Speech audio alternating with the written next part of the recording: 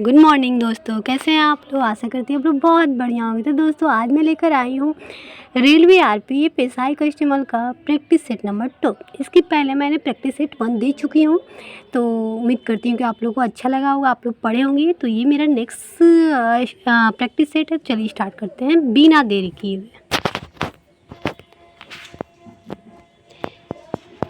First question आ रहा है कि हड़प्पा सभ्यता का कौन सा शहर विशिष्ट रूप से मनकी बनाना, सीप काटना, धातु की वस्तुएं बनाना, मुहर बनाना, तराजू का निर्माण करना आदि कार्यों सहित शिल्प उत्पादन के लिए समर्पित था। क्या था? तो चंद खुदरू था। ठीक है, इसका आंसर डी हो जाएगा।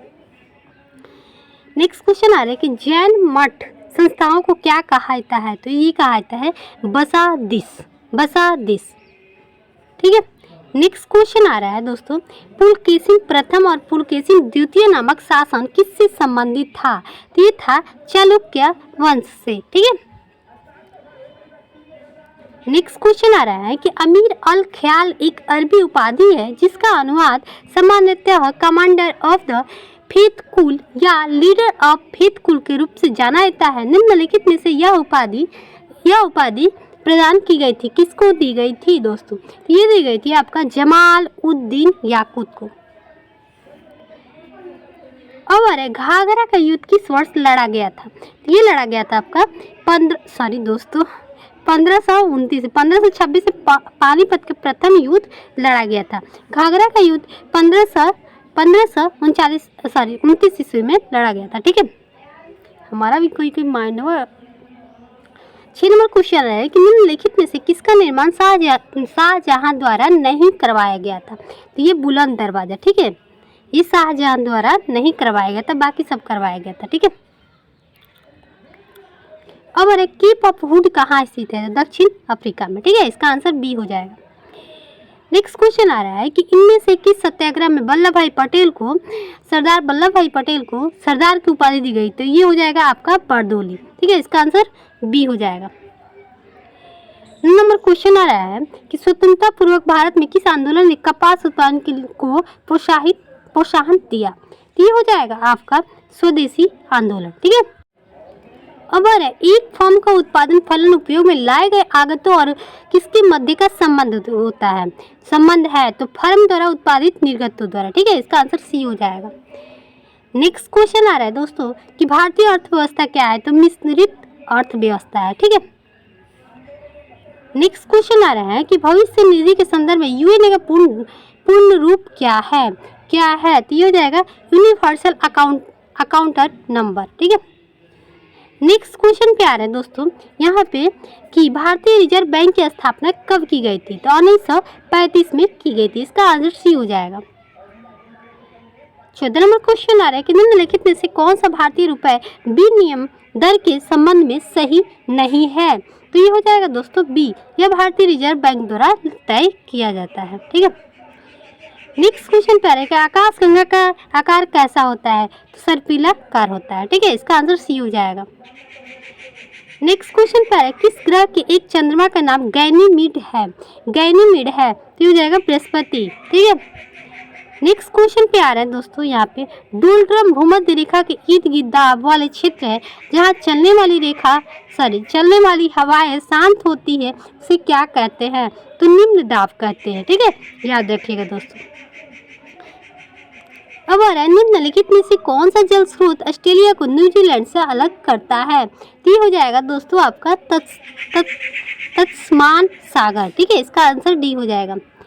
नेक्स्ट क्वेश्चन पे आ रहा है दोस्तों भू क्षेत्रफल के आधार पे इनमें से कौन सा यूरोप का सबसे बड़ा देश है? तो ये हो जाएगा आपका रूस। ठीक है। नेक्स्ट क्वेश्चन पे आ रहा है दोस्तों कर्क रेखा भारत के इनमें से किस राज्य से होकर नहीं गुजरती है? तो हो जाएगा ओडिशा। ठीक है, इसका आंसर सी हो जाएगा। अब आ रहा है भारत के उत्तर में 3 पर्वतीय क्षेत्रों को दक्षिण भाग बाहरी हिमालय है, जिसे क्या कहा जाता है? जिसे क्या कहता है? तो शिवालिक रेंज कहा जाता है। इसका आंसर ए हो जाएगा। नेक्स्ट क्वेश्चन पे आ रहा है दोस्तों सिंधु नदी और जास्कर नदी के संगम कहाँ होता है? तो ये हो जाएगा आपका लद्दाख में होता है। इसका आंसर डी हो जाएगा। नेक्स्ट क्वेश्चन पे आ रहा है दोस्तों यहाँ पे निम्नलिखित में से कौन सा भारत का पहला जल विद्युत संयंत्र है? कौन सा है? तो ये हो जाएगा सिंदापोंग जल विद्युत संयंत्र। ठीक है, इसका आंसर ए हो जाएगा। नेक्स्ट क्वेश्चन आ रहा है, अंडमान और निकोबार द्वीप समूह में स्लैश एंड वर्ण कृषि को क्या कहा जाता है? ये कहा जाता है दीपा। ठीक है, इसका आंसर बी हो जाएगा। अब आ रहा है, भारतीय संविधान में कितने देशों से विशेषताएं ली गई है? तो ये हो जाएगा आपका 10 देशों से। नेक्स्ट क्वेश्चन पे आ रहा है दोस्तों, देखो 26 नंबर क्वेश्चन आ रहा है कि निम्नलिखित भारतीय संविधान के अनुच्छेदों में से कौन सा अनुच्छेद राज्य के विधान परिषदों के गठन के लिए प्रावधान किया गया है? तो ये हो जाएगा आपका अनुच्छेद 169। ठीक है, पता नहीं क्या हो गया है। अब आ रहा है 27 नंबर, संसद द्वारा निःशुल्क अनिवार्य शिक्षा का अधिकार अधिनियम किस वर्ष पारित किया गया है? किस वर्ष किया गया? तो 2009 में। ठीक है,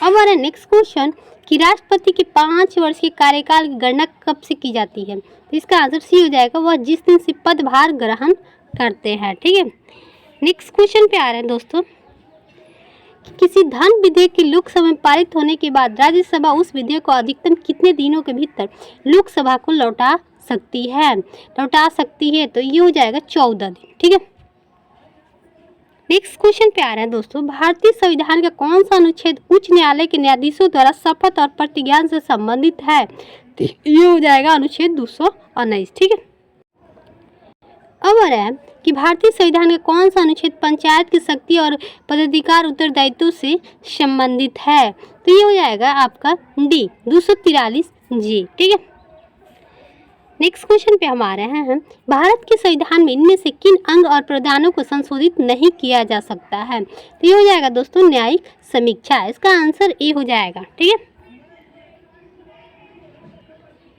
है, उसके बाद आ रहा है दोस्तों 33, भारत के निम्नलिखित किस राज्य का आदिवासी लोग सरहुल त्योहार मनाते हैं जिसमें स्वास्थ्य और समृद्धि के लिए साल वृक्ष की पूजा की जाती है? तो ये हो जाएगा दोस्तों झारखंड। इसका आंसर सी हो जाएगा। अब आ रहा है नेक्स्ट क्वेश्चन, महोत्सव पर्व भारत के किस भाग में मनाया जाता है? तो ये हो जाएगा दोस्तों आपका डी नागालैंड में। ठीक है, नेक्स्ट क्वेश्चन पे आ रहा है कि वाद्य साजों के रूप में तानपुरा पखवाज के साथ पुरुषों द्वारा पारंपरिक रूप से किस गायन शैली का प्रदर्शन किया जाता है? तो ये हो जाएगा ध्रुपद। ठीक है, नेक्स्ट क्वेश्चन आ रहा है कि राष्ट्रीय खेल दिवस कब मनाया जाता है? तो ये 29 अगस्त को मनाया जाता है। नेक्स्ट क्वेश्चन पे आ रहा है कि जुलाई 2016 के बाद विश्व व्यापार संगठन WTO का सदस्य कितने हैं?